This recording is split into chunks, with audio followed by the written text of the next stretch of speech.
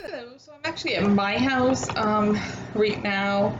I wanted to dye my hair, so I dyed my hair with the light being right there. You can't really tell. It's now got like a reddish tint. Um, I usually don't do things for my living room, but decided to be comfortable while I'm waiting for another video to do its job. I'll talk about intentional helping again. I kind of put 5 and 6 together because 6, I think, just said a lot of the same things to reiterate a point. So let's get on to chapter 5. All the ingredients of caring and helping that we have explored in this book play an important role in enabling us to care for and about other people.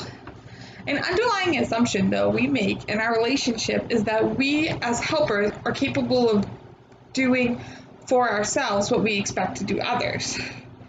What we expect of others. It means doing what we expect our clients to do in making life more productive and self-fulfilling. In this chapter, we consider how the elements of caring relate to our development and our healthy life choices. We examine how self-awareness relates to our ability to care for ourselves and establish everyday helpful relationships with others. The positive tone of this chapter takes its lead from the work of Abraham Maslow. I feel like a lot of people know about Maslow's hierarchy, but he did a lot of work on human attributes that contribute to self-actualization of healthy functioning people. Maslow identified that self-actualized people being realistically orientate themselves and accepting of themselves, others, and the world around them, maintain a spontaneous disposition, yet attending to the task at hand or subjects of intense interest. Occasionally seek privacy, usually to concentrate on important matters or subjects of intense interest. Remain independent and self-reliant, even when confronted by rejection and unpopularity. Appreciate the basic qualities of life and a capacity to enjoy simple pleasures. Experience frequent visionary and spiritual episodes. This doesn't mean necessarily religious, like some of the spiritual work that I've done for myself is not religious but spiritual. Identify human race as a whole and being concerned about the entire world and the state of the world. Having genuine loving relationships with a few caring people.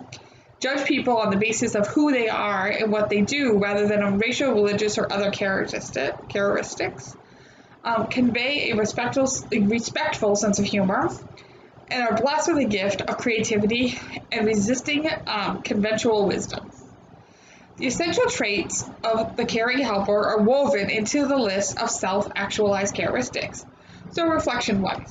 Beyond your knowledge and skill, what qualifies you to be a caring helper? By answering this question, you begin to examine your genuineness you bring to all your helping relationships. Beyond my knowledge and skill from the college, I have experienced receiving services as well. My kind-heartedness, my ability to see people as a whole, and my creativity. I have empathy, my faith in people, and my ability to enjoy every little thing along the way will kind of help me besides just having the skill and knowledge. So successful helpers are grounded in realistic views of themselves and others and the world around them that give them a sound basis on which to care for people. Although this broad view is generally stable, helpers are willing to examine, reflect on, and alter it as they see to test new information and prove it to be credible. Our willingness to envision change and alter past ways of helping is a sign of our spontaneity. Because we are grounded in a healthy belief system, the spontaneous behaviors we choose are just that, spontaneous. So reflection number 2. How has technological innovations changed your life? Think of how you have adapted in the new technology and contemplate your willingness to adapt to other life changes. I wasn't really sure how to answer this one. With everything going in all into the world today, technology has become a huge factor to help us stay connected. So I think it can have a positive and a negative impact. It depends on how it's utilized. Reflection 3. What does autonomy mean for us helpers? If we work to help other people free themselves from emotional ties that unwisely bind them to dependent relationships, are we capable of doing the same for ourselves? As stated throughout this book, autonomy in caring relationships is striving to help clients become more independent and self-reliant. Reflection 4. Assess your own autonomy. Do rituals or traditions bind you to behaviors that restrict your freedom of choice? I don't know how to answer this one. I don't think I have any rituals or traditions that bind me to restricting my freedom of choice. As caring helpers, we understand the need to remain independent. But I lost my place. But not at the expense of our clients, and certainly not at all costs. Our autonomy and freedom are essential elements in creating caring relationships because they enable us to be self-assured in determining a direction and purpose for helping while allowing clients to affirm themselves and achieve greater self-reliance.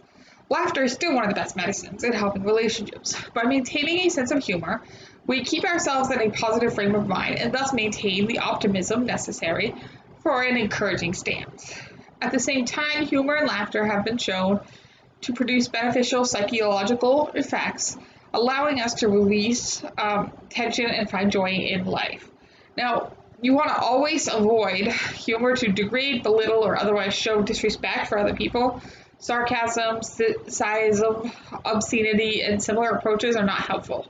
Laughter should never be at the expense of others. We care for ourselves by achieving a level of self-acceptance that reinforces our ability to be effective helpers, just as we expect clients to minimize their faults and maximize their usefulness. By recognizing our value as helpers, we clarify and recognize our role, as well as skill and ability that define what we do. The key is to be comfortable with ourselves, speaking and behaving competently, treating ourselves respectfully, and accepting who we are, not as a permanent condition, but as a point of departure for those traits and characteristics we want to alter. So reflection number 5. Self-criticism and self-doubt are great inhibitors that limit our willingness to reach out to others. Finding ways to maintain positive and accurate views of your ability as a helper is essential. How would you begin? Well, I'll just continue to improve my mental and maintain my physical, emotional, environmental, and spiritual well-being. So, a universal goal in all helping relationship is encouraging our clients to take care of themselves.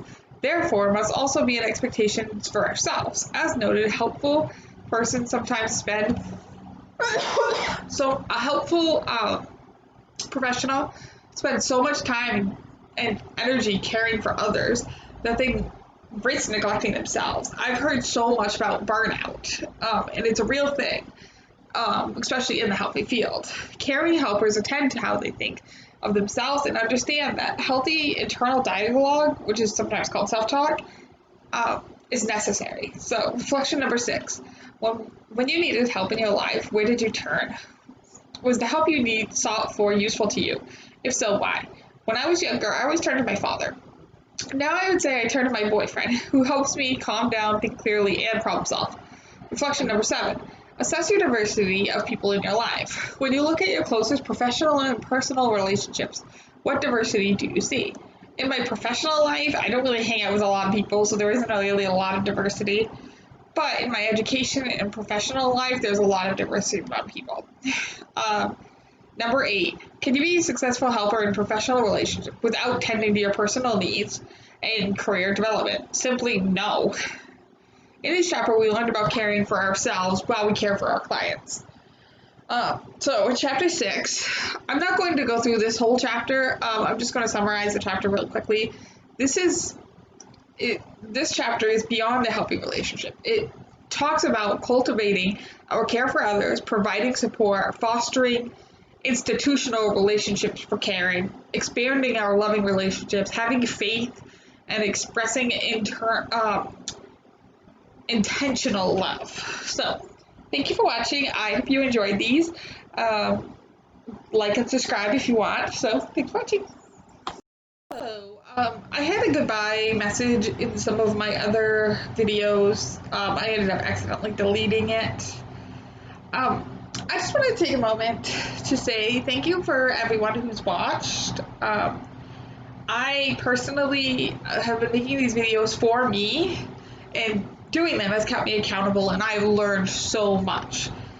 So if you like these, please like, subscribe, leave me a comment, tell me what you want me to do, really. I admit the coping skills ones are a little bit more for fun than for information. But I came up with this idea because of the COVID stuff going on in the world, and I realized now is the time to start taking better care of myself. Not enough people do, surprisingly, not surprisingly.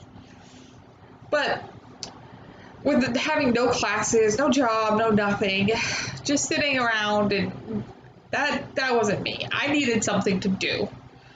So I still am taking classes right now, but I've also for myself, this why I started these videos, taking care of myself in all 8 dimensions of wellness. But yeah, so if you like it, well, thank you. Subscribe, like, the spiel. Thanks for watching.